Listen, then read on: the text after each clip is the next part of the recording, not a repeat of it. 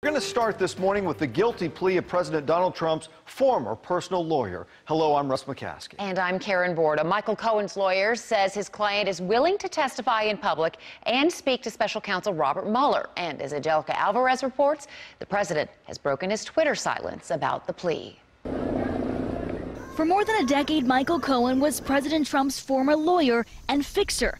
But on Wednesday, Mr. Trump expressed his sense of betrayal, tweeting, "If anyone is looking for a good lawyer, I would strongly suggest that you don't retain the services of Michael Cohen." On Tuesday, Cohen pled guilty to tax evasion and campaign finance violations.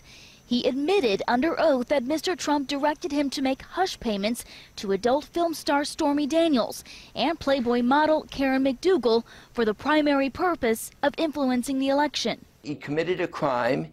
He should be indicted. If he were not president, he clearly would be indicted and jailed. On CBS this morning, Cohen's lawyer, Lanny Davis, said Cohen also has information that would be of interest to special counsel Robert Mueller's investigation on Russian interference. I can tell you that he is committed 100% to telling the truth to governmental authorities.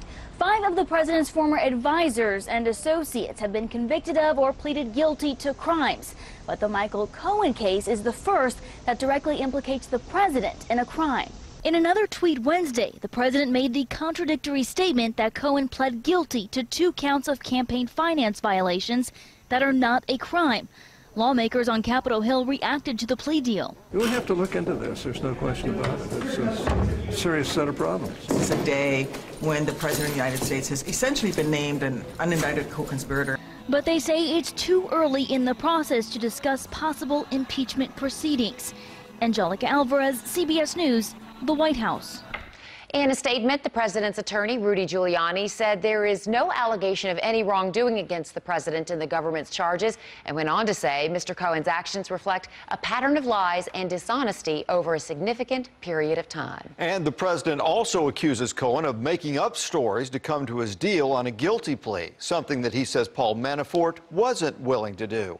The president tweeted this morning, "I feel very badly for Paul Manafort and his wonderful family. Justice took a 12-year-old tax case, among other things, applied tremendous pressure on him, and unlike Michael Cohen, he refused to make up stories in order to get a deal. Such respect for a brave man."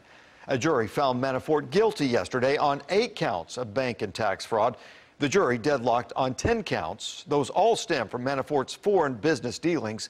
He already faces several years in prison. Prosecutors have 1 week to decide if they will retry Manafort on the 10 deadlocked counts.